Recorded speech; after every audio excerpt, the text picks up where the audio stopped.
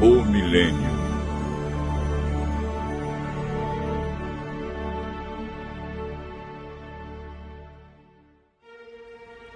No estudo anterior, aprendemos que Jesus virá nas nuvens com milhares e milhares de anjos tocando trombetas.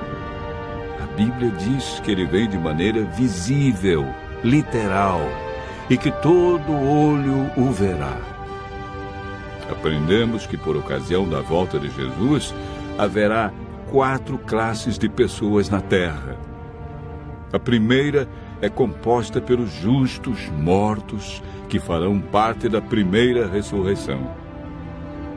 A segunda classe é dos justos vivos, que serão transformados e levados para o céu juntamente com os ressuscitados.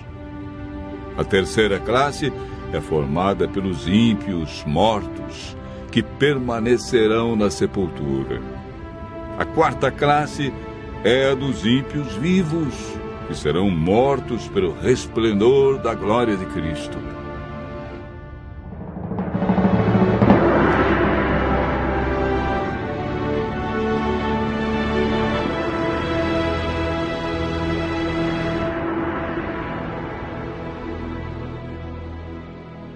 Hoje vamos aprender um pouco mais sobre o milênio. A palavra milênio não existe na Bíblia, mas ela significa um período de 1000 anos e aparece 6 vezes em Apocalipse, capítulo 20, versos 1 a 10, referindo-se ao período entre a primeira e a segunda ressurreição.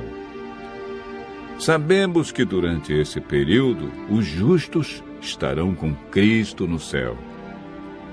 O que eles estarão realizando? Como ficará a terra durante os 1000 anos? O que acontecerá no final desse período? Durante o milênio, os salvos participarão do juízo chamado juízo de comprovação. Sobre esse assunto, o apóstolo João escreveu no Apocalipse, capítulo 20, verso 4. Vi também tronos, e nestes sentaram-se aqueles aos quais foi dada a autoridade de julgar. Vi ainda as almas dos decapitados por causa do testemunho de Jesus, bem como por causa da palavra de Deus, tantos quantos não adoraram a besta, nem tampouco a sua imagem, e não receberam a marca na fronte e na mão, e viveram e reinaram com Cristo durante 1000 anos. O apóstolo Paulo, em 1 Coríntios, capítulo 6, versos 2 e 3, afirma: Ou não sabeis que os santos hão de julgar o mundo? Ora, se o mundo deverá ser julgado por vós, sois acaso indignos de julgar as coisas mínimas? Não sabeis que havemos de julgar os próprios anjos? Quanto mais as coisas desta vida. Esse julgamento que ocorre durante o milênio não decide quem está salvo ou perdido.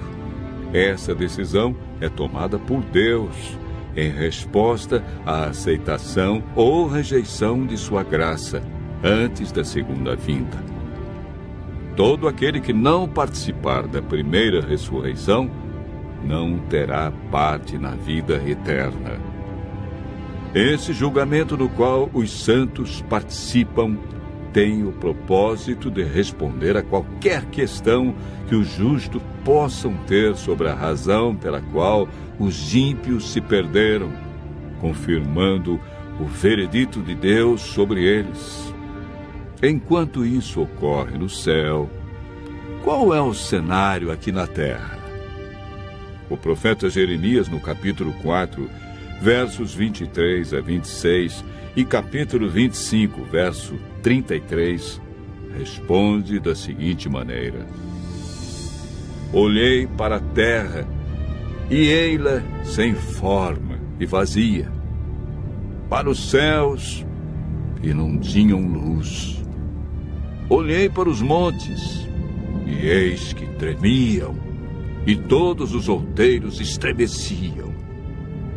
Olhei, e eis que não havia homem nenhum, e todas as aves dos céus haviam fugido.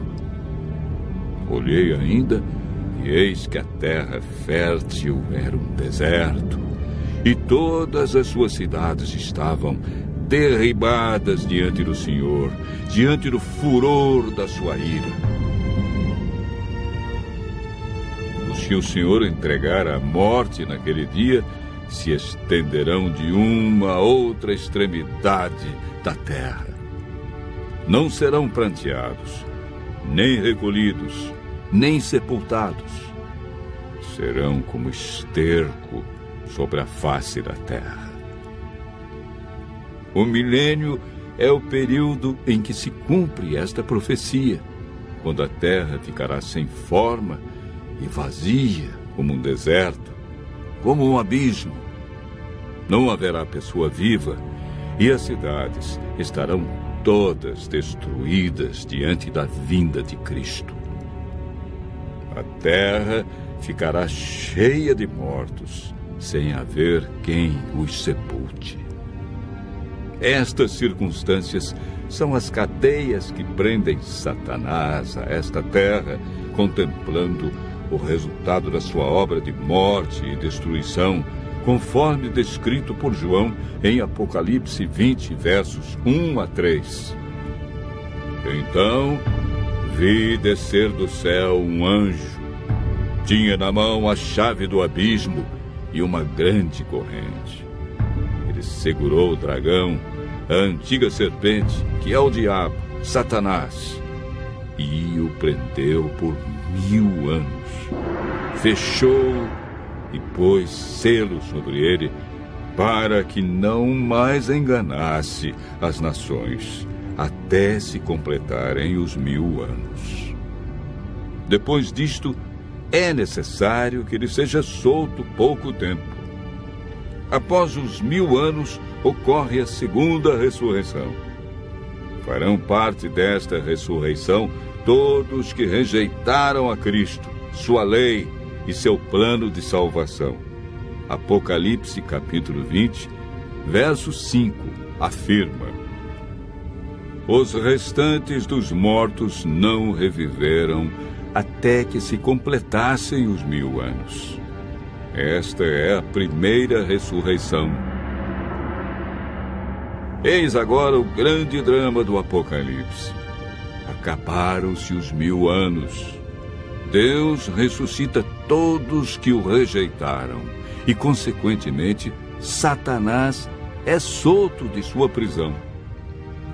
Apocalipse capítulo 20, verso 3, diz que, depois disto, ou seja, depois do milênio, é necessário que ele seja solto pouco tempo. Por que pouco tempo? Porque Satanás realizará a sua última obra de engano na terra, preparando um grande exército, tão numeroso que a Bíblia diz que será como a areia do mar, para atacar a cidade santa, a nova Jerusalém, que João viu descer do céu. Esse maravilhoso acontecimento é descrito por João em Apocalipse, capítulo 21, verso 2.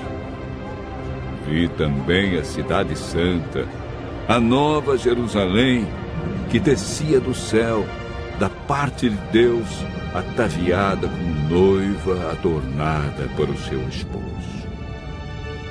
Enquanto isso, Satanás reúne seu grande exército. Ele tem milhões de pessoas que foram ressuscitadas na segunda ressurreição.